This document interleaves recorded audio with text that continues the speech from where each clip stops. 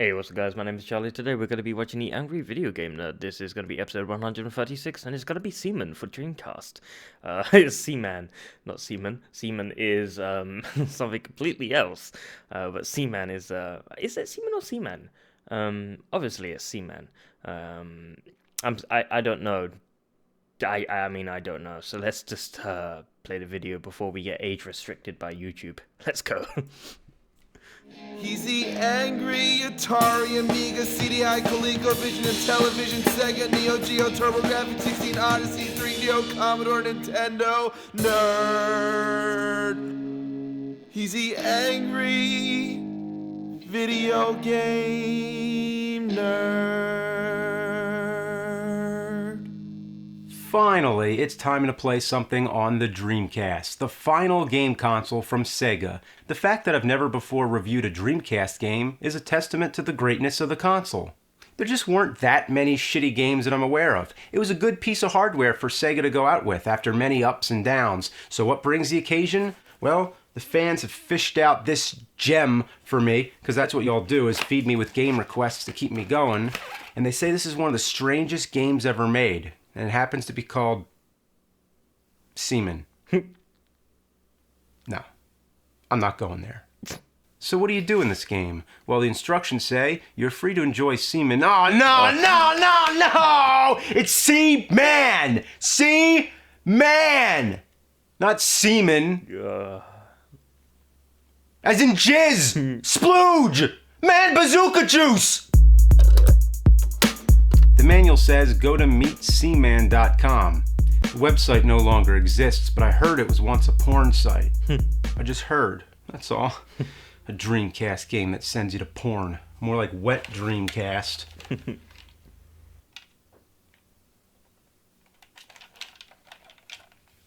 Oh, I hate those sort of controllers. I've seen those before. God, they're awful. Set the time? Since when did video game consoles start telling time? I have a clock. A Rolling Rock clock. I don't need this shit. I can wear a watch. Or a watch is not cool enough. No. Kids nowadays, they just look at their phones. Yeah, I'd look so cool going around telling time on my phone. Yeah, you want to look cool? Put a Sega Dreamcast on your wrist with a TV and a gas-powered electric generator. You'd be so awesome. Let's play this. You'll witness before you a phenomenon like no other. My name is Leonard Nimoy. Wow. And I will be your guide. No way. Leonard Nimoy? Spock himself is the voice of the Seaman game on Sega Dreamcast? Alright.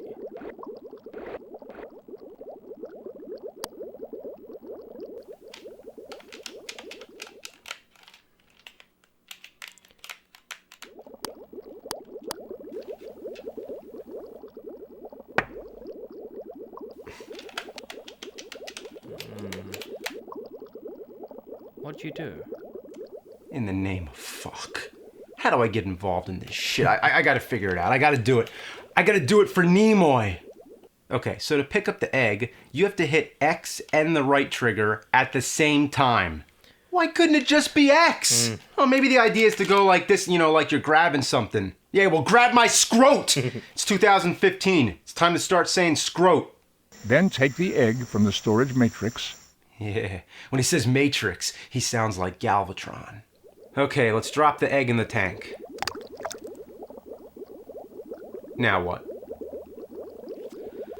Well, thank God for the instructions. So you have to raise the heat up to a certain range, and then just wait for the egg to hatch.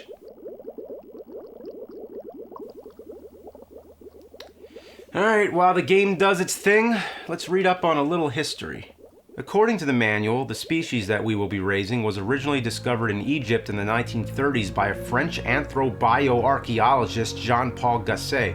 His hypothesis suggests that the creature was responsible for transferring knowledge and language across the land during the Third Dynasty. The creature is said to be the reincarnation of a pharaoh's son who fell in love with the priest's daughter, who was turned into a fish by the god Thoth, and the pyramids were built by the priest as a beacon to guide the pharaoh's son back, where he was eventually found again.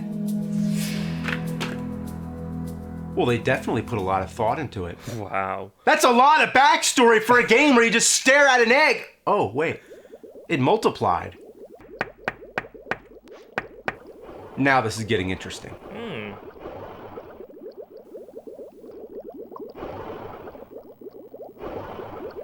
Ah, it's repulsive! Whoa. Ah! Oh! Oh my god! Ah! Get away from me, you mystical ancient pharaoh motherfuckers! Oh, I gotta do it. I gotta do it for Nimoy! For Nimoy!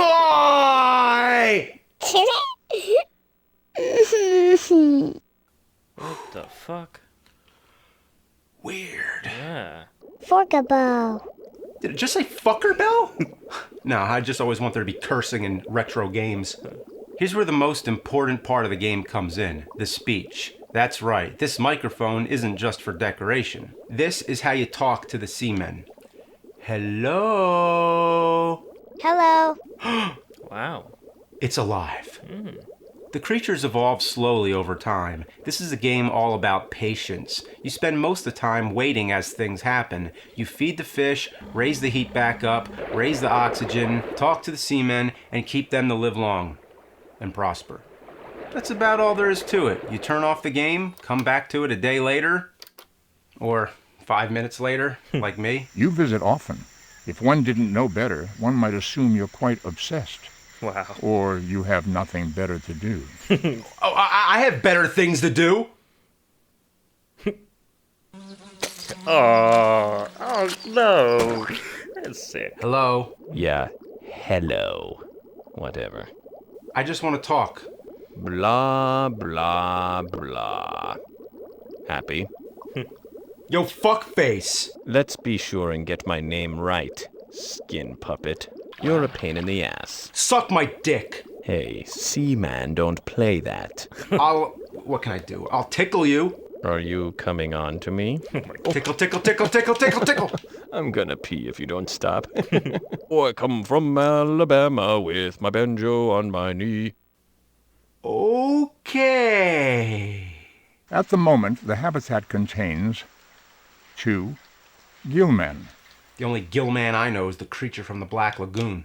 In order to advance the Gillman through his evolutionary stages, you have to answer his questions. Is your mom still working or not? He'll ask you your birthday, your father's birthday, your mother's birthday, religion, politics. Seriously, this little bastard wants to know everything about you. But he only asks the questions when he feels like it. So you have to wait until he's in the right mood, which could take hours.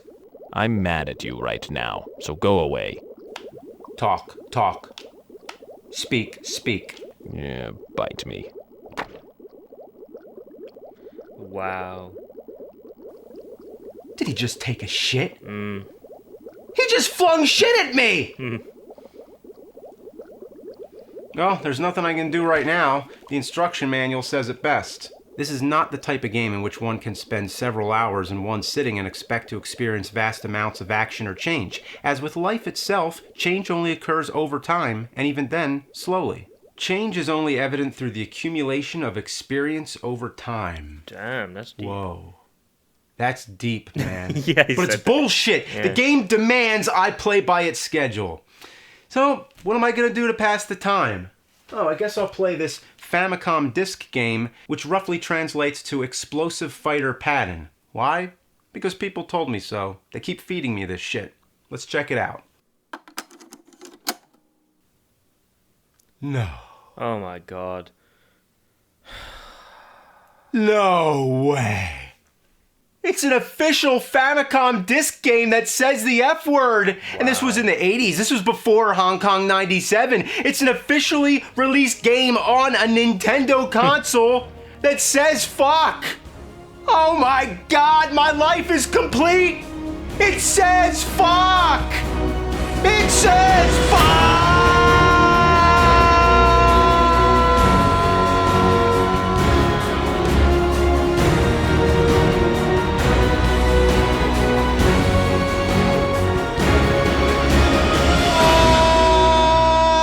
I forgot about Seaman. I regret to inform you that Seaman has passed away. So it's game over? I gotta start all over again?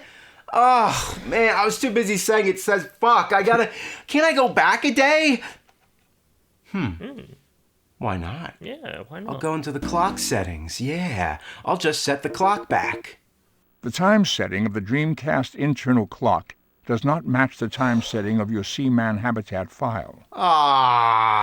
Damn. It doesn't work. The manual says, note that you will be unable to return to a previous stage. Such as with life itself, you may only continue forwards. This isn't life! This is a game! Forwards. We can go forward at least. I'm going to start over, and this time I'm going to keep jumping the clock ahead a day. And that way, I can hopefully play the game faster in one sitting. It sorta works. You still have to spend lots of time waiting for the Gillman to ask you questions and waiting for various other things to happen. It doesn't cut down on the total amount of time you need to spend, it just makes it so that you can play the game in one long marathon. The daily routines are heat up the tank, turn up the oxygen, feed the seamen, spray the insect cage. Oh right, I didn't explain the insect cage yet. Basically, you have to keep the moisture level up so you can grow Mothra to lay larva eggs to provide food for the seamen. Did you see the moth emerge from the cocoon? It is quite amazing. Or fascinating. The controls couldn't be any more tedious. The heater gains momentum the longer you hold the button. When you let it go, it keeps going for a bit, so you have to make sure you don't overshoot it. Hey, enough with the heater already. There's no way to turn it back down. It only falls gradually on its own. With the water spray, you have to keep tapping it, but only works at its own pace.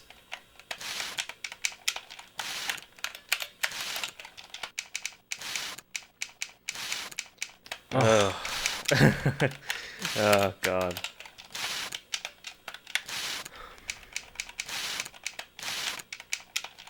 All right, another round of that. Time to set the clock forward again. All right.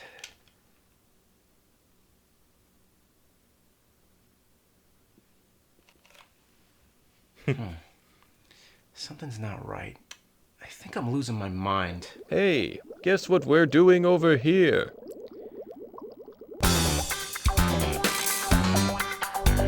Oh, no, please.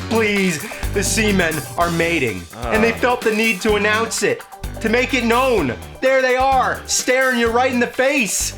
I didn't even know one of them was female. They both have a male voice. That's not logical. It dies? It got fucked to death? In general, would you describe yourself as a confident person? Am I confident in myself? Well, You don't have to be perfect to still be able to like yourself, so tell me. It all started with my pet albatross. The most important thing is that your dad knows how much he means to I you. just feel like nothing matters, you know? If you manage to glimpse the world through each other's eyes, keep up with technology. what will your future be like? It's a natural result of the world's economy becoming No reality independent of observation. I never thought of it that Human way. beings are the only animal smart enough to entertain itself in a complex way. eventually, Seaman will help you move a rock that drains all the water. He or she or whatever it is will crawl ashore, then spend 5 minutes making these wretched death sounds. Oh my God. Finally it dies, leaves behind eggs that hatch into turdmen, suck each other's blood until one remains, grows legs again, and swims ashore until it becomes the Frogman. This thing has an ecosystem more complex than Ridley Scott's Alien. With all seriousness, I know I've been negative, and yes, the game is tedious, mind-numbing, and makes you feel like you're living in purgatory, but it's very creative. Yeah. It's basically a form of virtual pet game. A pet that happens to be a sarcastic, wise-ass son of a bitch, but also intellectual. It succeeds in making you feel like you're talking to a living being. I tell you, I exist just as much as you do. Oh, come on, you're not real. People, places, and things exist only because you perceive them. When you see me and listen to me, I exist as a part of your consciousness. I become real. Oh, okay. You do exist. And you're my favorite game. All hail Sega. Wow. Buy another Dreamcast. What do you say? Is that what this is all about? You've evolved into a Sega mascot? A piece of promotion? just like the old Sega commercials. How they brainwashed kids with their blast processing. People play this game and get so attached to Seaman that the line between reality and unreality begins to blur. Just like how people are so attached to the internet. Just don't come to me when you're biologically fused to your computer screen and haven't changed your underwear or talked to a real person in weeks. Wow. That's right. People will all become mindless slaves to the internet. Remember the Sega Channel? Sega was one of the first to offer downloadable gaming. By attaching this device to your Genesis, you were plugged into their network. We're all caught in the spider's web, and the final part of the grand scheme was the evolution of the Dreamcast with Seaman. Sega, sentient electronic global annihilator. It's hell-bent on world domination. Why else would the Sega have tried to overtake such a big corporation as Nintendo with their Genesis Does What Nintendo Don't campaign? Why were the systems named after planets? The Saturn, the canceled Neptune. The Sega was trying to consume the whole galaxy, eventually the universe. And why does Seaman want to know so much about your family? Ha! My knowledge of you and your family grows ever more complete. The Sega is trying to consume your identity, to learn all about you so it can become you. The podfish are coming. They're here already. You're next. You're next. I must destroy it. I'm gonna move the clock so far forward, you're gonna be ancient history again.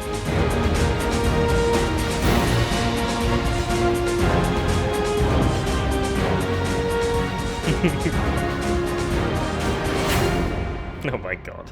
It is not necessary for you to lavish quite so much attention on Seaman. I hope that Seaman is not disturbing your everyday routine.